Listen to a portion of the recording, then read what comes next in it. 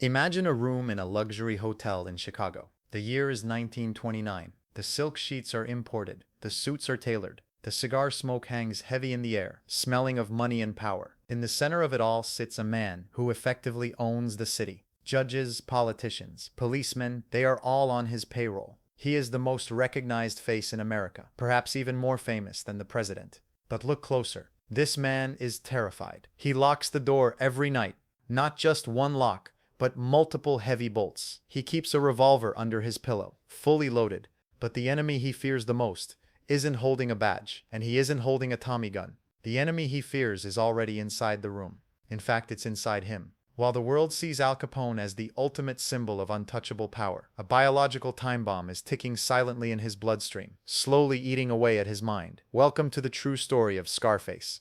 Not the Hollywood version with the glory and the glamour, but the gritty, uncomfortable reality of a man who built an empire on blood, only to lose his mind to a microscopic killer. Before we unravel this mystery, I want to know who I'm talking to today. Drop a comment below telling me where in the world you are watching this from. It is always fascinating to see how far these stories travel. Now let's step back into the shadow of the 1920s. Most people think they know Al Capone. They see the fedora, the cigar, the smirk. They think of a ruthless brute who smashed his way to the top. And sure, he was dangerous. But that is a lazy interpretation. If you only see the violence, you miss the genius. And if you miss the genius, you don't understand the tragedy that follows. To understand how a poor kid from Brooklyn became the king of Chicago, you have to understand that Al Capone didn't view himself as a criminal. In his own mind, he was a businessman, a provider. He was the CEO of an industry that the government had made illegal, but that the people were desperate to consume. He was born in Brooklyn, 1899, to respectable Italian immigrants. This is the first crack in the myth. He wasn't born into a crime family.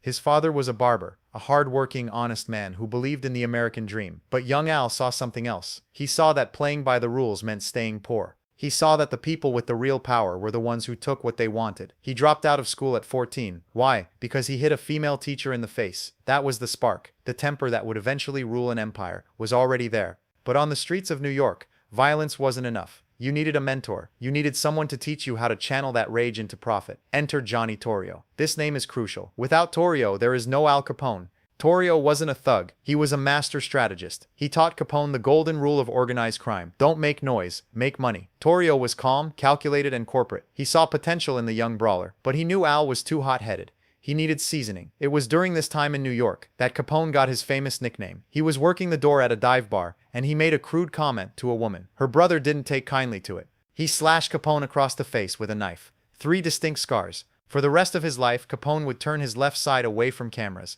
He would tell people they were war wounds from fighting in France. He lied. He always lied to protect the image. That scar was a permanent reminder of a moment of carelessness, a lack of discipline. And discipline became his new religion. When Torrio moved to Chicago to expand operations, he called for Capone. This was the major leagues. Chicago in the 1920s wasn't a city, it was a battleground. And then the government handed them the greatest gift in the history of criminal enterprise, prohibition. January 1920. Alcohol becomes illegal. Overnight, a multi-million-dollar industry went underground. The demand didn't stop, it actually increased. And who was there to fulfill it? Torrio and Capone. They didn't just sell beer, they sold an experience. They controlled the speakeasies, the breweries, the distribution. They organized the city into territories. It was corporate structure applied to the underworld. But here is where Capone started to diverge from his mentor. Torrio wanted to stay in the shadows. Capone loved the spotlight. He realized something that no other gangster had figured out. Fame is a weapon. If the public loves you, the police have a harder time touching you. He started dressing in custom suits, canary yellow, lime green colors, that screamed, "Look at me." He tipped waiters with $100 bills. He opened soup kitchens when the economy crashed. He wanted to be seen as a modern-day Robin Hood. "I'm just a businessman," he would tell the press, smiling that charming, dangerous smile. "I give the people what they want," and the people ate it up. They cheered for him at baseball games. Can you imagine that? A man responsible for dozens, maybe hundreds of deaths, walking into a stadium and receiving a standing ovation. That is the power of charisma. That is the seduction of the outlaw. But behind the smiles and the charity, the darkness was growing. You can't run an illegal empire just with handshakes. When negotiations failed, Capone unleashed a level of brutality that shocked the nation. There is a story, often debated but legendary for a reason, about a dinner party. 3 of his men were suspected of betrayal, plotting to overthrow the leadership. Capone didn't scream. He didn't threaten. He invited them to a banquet. He fed them the finest food, poured the best wine. He toasted to their health. And once they were full, relaxed, and drunk, the mood shifted. Some say he used a baseball bat, right there at the table. While the other guests watched in frozen silence, He beat the traitors until they were unrecognizable. This wasn't just murder. It was performance art. It was a message broadcast on a frequency of pure terror. Loyalty is the only currency that matters. If you break it, you don't just die. You are erased. By the mid-1920s, Torrio had enough. After surviving an assassination attempt, barely, he decided to retire. He handed the keys to the kingdom to Al. Capone was 26 years old. Think about that. 26. He had absolute control over the city of Chicago. He was making, in today's money, over $1 billion a year. He had it all. The money, the fame, the fear. He was untouchable. But there is a rule in physics and in life. For every action, there is an equal and opposite reaction. Capone's arrogance was about to collide with reality. He was getting sloppy. He was starting to believe his own press. He thought he was bigger than the law, and while he was busy fighting rival gangs and dodging the police, he ignored the warning signs in his own body. A persistent sore, a headache that wouldn't go away, occasional mood swings that went from euphoria to dark depression in seconds. He dismissed it as stress. He dismissed it as the burden of the crown. He was wrong. The year is 1929. The tension in Chicago is at a boiling point. Capone wants to consolidate power once and for all. He wants to eliminate his biggest rival, Bugs Moran. What happens next is the moment the American public stopped seeing Al Capone as a Robin Hood and started seeing him as a monster. It was a cold morning in February, Valentine's Day. A garage on North Clark Street. 7 men are waiting for a shipment of whiskey. They see a police car pull up. They aren't worried, just a routine raid. They line up against the wall, hands up, expecting to be frisked and maybe pay a fine. But the officers didn't pull out handcuffs. They pulled out Thompson's submachine guns. What happened in that garage wasn't a hit. It was a slaughter. But here is the twist. Capone wasn't there. He was conveniently on vacation in Florida, miles away, with a rock-solid alibi. He thought he had pulled off the perfect crime. He thought he had won. But as the photos of the St. Valentine's Day massacre hit the newspapers, grainy, bloody, horrific images of men torn apart by bullets, something shifted in the national consciousness. The applause stopped. The laughter died. The government couldn't look the other way anymore. The President of the United States demanded action. Capone thought he was watching his greatest victory. In reality, he had just signed his own death warrant. And the man who would come for him wasn't a tough guy with a gun. It wasn't who you think. The trap was being set. And Capone, blinded by his own ego and the disease slowly eating his brain, walked right into it. The smoke from the St. Valentine's Day massacre eventually cleared, but the smell of betrayal lingered over Chicago. Capone was still the king, but his crown was slipping. He didn't realize it yet, but the rules of the game had changed. The government wasn't sending foot soldiers anymore. They were sending bureaucrats. You have to appreciate the irony here. Al Capone had bribed half the police force. He had judges in his pocket. He had politicians on speed dial. He could order a hit on a rival anywhere in the city, and sleep soundly knowing there was no physical evidence linking him to the crime. He was an expert at dodging murder charges, but he had a blind spot. He forgot about the accountants. While the newspapers were screaming about machine guns and blood, a quiet team of agents from the Treasury Department was sitting in a windowless room, sifting through mountains of paper. They were led by a man named Frank Wilson. Wilson wasn't a tough guy. He wore thick glasses, he was obsessive, and he was terrified of Capone. But he had a weapon that Al couldn't fight with a baseball bat. Mathematics. The Supreme Court had recently made a ruling that seemed boring to the average citizen, but was lethal for organized crime. Illegal income was still taxable. If you made $1 million selling bootleg whiskey, the IRS wanted its cut. If you didn't pay, you weren't just a bootlegger. You were a tax evader. Capone, in his arrogance, didn't have a bank account. He dealt strictly in cash. He thought he was invisible. They can't tax what they can't see, he reasoned. But he was spending money like water. Custom suits, armored Cadillacs, diamond belt buckles, a massive estate in Florida. The math didn't add up. A man with no official job cannot live like a prince. So the Secret Six, a group of businessmen secretly funding the investigation, and the T-men, Treasury agents, started connecting the dots. They didn't look for bodies. They looked for receipts. They found a ledger, a simple forgotten book from a gambling den, that listed payments to Al. It was the smoking gun, not a pistol, but a piece of paper. While the net was tightening around his finances, the biological net was tightening around his mind. This is the part of the story that rarely makes it into the gangster movies because it isn't cool. It's pathetic. By 1930, Capone was showing signs of significant stress. His men noticed it. He was becoming increasingly paranoid. The sharp, charming CEO was starting to crack. He would have outbursts of rage over trivial things. He would forget names. He was sweating profusely, even in cool rooms. He thought it was the pressure of the investigation. He thought it was the stress of being public enemy number one. But deep in his nervous system, the syphilis he had contracted years ago, likely from a casual encounter when he was just a bouncer in New York, was waking up. Syphilis is a cruel disease. It has stages. The first stage is just a sore easy to ignore. Then it goes dormant. It can hide for years, decades even. You think you're fine, but it's still there, multiplying, burrowing into your organs, your bones, and eventually your brain. Capone was entering the early phases of neurosyphilis. The bacteria were literally eating away at the centers of his brain responsible for judgment, impulse control, and memory. So you have a man with a disintegrating brain trying to outsmart the United States government. It was a recipe for disaster. In 1931, the indictment came down. Tax evasion. Capone laughed it off.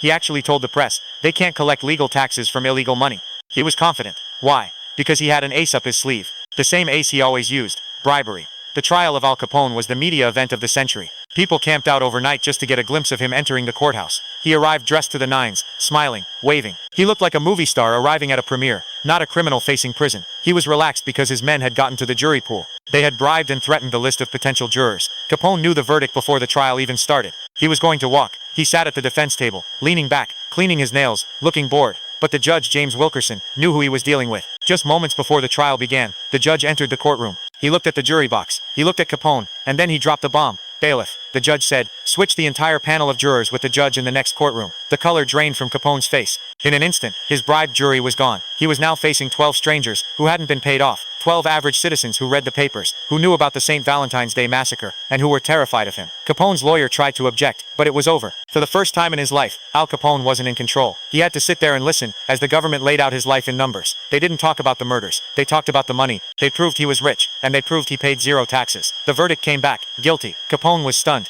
But he expected a slap on the wrist, maybe a year or two, in a nice facility, where he could run his business from a cell phone. Well, a telegraph in those days. Judge Wilkerson sentenced him to 11 years in federal prison. It was the harshest sentence ever given for tax evasion at that time. As the gavel banged down, the King of Chicago realized he was just a number. Prisoner 4T86. He was sent to Atlanta U.S. Penitentiary first. And honestly, it wasn't that bad for him. He still had money hidden away. He bribed the guards. He had a rug in his cell, a typewriter, encyclopedias. He had better food than the other prisoners. He was holding court in prison, running things from the inside. He thought he had beaten the system again. I can do this standing on my head, he reportedly said. But the government wasn't done with him. They wanted to make an example. They needed a place that was unbreakable. A place where money had no value. A place designed to break the spirit of the most dangerous men in America. A rock in the middle of the freezing San Francisco Bay. In 1934, without warning, Capone was put on a train. The windows were barred. He wasn't told where he was going. As the train chugged west, leaving his empire and his influence far behind, the reality set in. He was going to Alcatraz. The rock was brand new. It was designed for the worst of the worst. No bribes. No special treatment. No contact with the outside world. When Capone arrived at Alcatraz, he wasn't the boss anymore. The warden, James A. Johnston, met him. Capone tried to flash that famous charm. He smirked. He tried to introduce himself. The warden didn't smile. He didn't shake his hand. He simply said, "Here, you are just a convict like everyone else." They stripped him naked. They searched him. They gave him a uniform that didn't fit perfectly. And they locked him in a cell that was 5 feet by 9 feet. The isolation was immediate. In Atlanta, he had friends. In Alcatraz, he was surrounded by men who wanted to make a name for themselves by killing Al Capone. But the real torture wasn't the guards or the other inmates. It was the silence. In Alcatraz, there was a rule of silence for a long time. You couldn't talk. And in that silence, the voices in Capone's head started to get louder. The disease was accelerating. He started to hear things. He started to see things. The tough guy facade was crumbling, revealing a scared, confused child underneath. The man who had ruled Chicago with an iron fist was about to be brought to his knees, not by a bullet, but by his own rotting biology. And what happened next on that island is the most disturbing part of the story. It's the part where the monster turns into a ghost while still alive. Alcatraz wasn't designed to rehabilitate men. It was designed to warehouse them until they broke. For Al Capone, the breaking happened fast. Imagine the shock to his system. For a decade, this man hadn't opened a door for himself. He hadn't cooked a meal. He hadn't even tied his own shoes without someone telling him how great he looked doing it.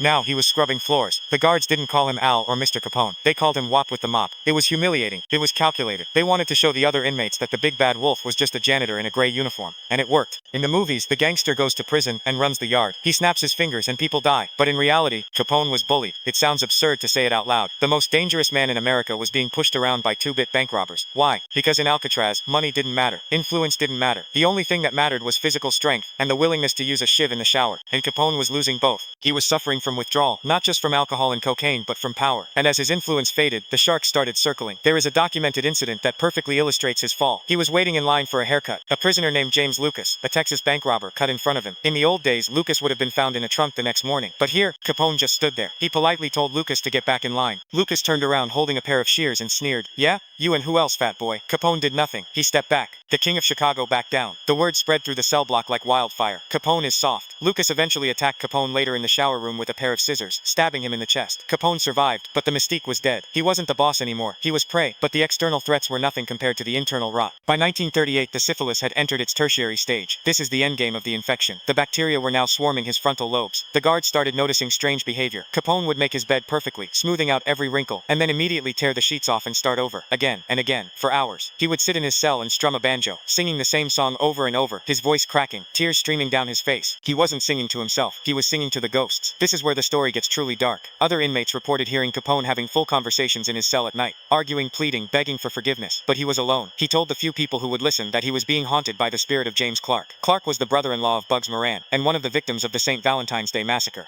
Capone was convinced that Clark's ghost had followed him across the country, across the water and into his cell on the rock. Leave me alone, Jimmy. Guards would hear him whisper in the dark. I didn't do it, it wasn't me. The man who had ordered the deaths of hundreds without blinking was now being tortured by his own conscience, or rather by the firing of damaged neurons in a dying brain. The hallucinations were vivid. He saw enemies in the shadows. He saw assassins in the mess hall. He wrote letters home that were heartbreakingly incoherent. He switched from writing about business to writing like a child. He worried about his family, but in a confused, looping way. The vocabulary of the sharp CEO was gone, replaced by the ramblings of a man whose IQ was rapidly dropping. The prison doctors initially thought he was faking it. It's a common trick. Act crazy to get a transfer to a hospital. But then they examined him. They did a spinal tap. The results were undeniable. His cerebrospinal fluid was teeming with spirochetes. The diagnosis was paresis, a softening of the brain caused by neurosyphilis. In layman's terms, his brain was turning into mush. By 1939, Al Capone spent most of his time in the prison hospital. He was no longer dangerous. He was pathetic. He was confused, often unable to dress himself. He would have seizures that left him unconscious for hours. The government looked at this broken shell of a man and realized there was no point in keeping him in Alcatraz. He wasn't a symbol of crime anymore. He was a vegetable. The fear was gone. If they kept him, he would just die on their watch, and they didn't want to deal with the paperwork or the potential sympathy it might generate. So on November 16, 1939, Al Capone was released. But he didn't walk out into freedom. He was transferred to a lower security prison for a few months to finish his sentence, and then finally let go. The press was waiting. They expected to see the snorky, the sharp dresser, the wise guy. Instead, they saw a man who looked 20 years older than his age. His suit hung loosely on his frame. His eyes were vacant. He smiled at the cameras, but there was no light behind the eyes. He retired to his mansion in Palm Island, Florida. This should have been the happy ending. The retired gangster living in paradise. But it was a living hell. His wife May became his caretaker. She had to hide all the mirrors in the house because Al would scream at his own reflection, not recognizing the old man staring back. He would spend his days fishing in his swimming pool. Imagine that image. The most feared gangster in American history, sitting in a lawn chair by a chlorinated pool, holding a fishing rod, waiting for a bite that would never come. He would have imaginary conversations with Johnny Torrio, who was long gone from his life. He would give orders to henchmen who were dead or in prison. He was living in 1925, while the world had moved on to the 1940s. His doctors estimated that by 1946, Al Capone had the mental capacity of a 12-year-old child. The genius who invented modern organized crime, who outsmarted the FBI, who ran a city, was gone. All that was left was a biological vessel waiting to shut down. It's a terrifying reminder that no amount of money, no amount of concrete, and no amount of bullets can stop biology. You can bribe a judge, but you can't bribe a bacteria. And as the end approached, the silence in that big Florida mansion became deafening. But the final chapter wasn't written by the disease. It was written by the legacy he left behind. Because even as he was dying, the world wouldn't let him go. The end of Al Capone didn't come with a bang. There was no final shootout with the cops. There was no dramatic betrayal by a close friend. The end was quiet, messy, and sad. On January 24, 7, in the guest bedroom of his Florida mansion, the man who once made presidents tremble suffered a massive stroke. He regained consciousness for a brief moment, surrounded by his family, his wife May, his son Sonny. They weren't looking at a crime boss. They were looking at a sick, confused husband and father. Pneumonia set in shortly after. His immune system, shattered by years of unchecked syphilis, couldn't fight back. On January 25th, his heart simply stopped beating. He was 48 years old. Think about that for a second. 48. In modern terms, that is the prime of a CEO's career. But Al Capone had lived 1,000 lives in those years, and his body had paid the tax on every single one of them. The funeral was a private affair. The family tried to keep it secret, but the press found out. Even in death, he couldn't escape the spotlight. They had to bury him in a grave in Chicago, but eventually they moved his body to a different cemetery, because tourists kept vandalizing the tombstone. People were chipping off pieces of the stone as souvenirs. Even his grave wasn't safe from the public's obsession. So what is the real legacy of Al Capone? History likes to paint him as a villain, or a folk hero. We see his face on t-shirts, on posters in college dorm rooms, in movies played by Robert De Niro, or Tom Hardy.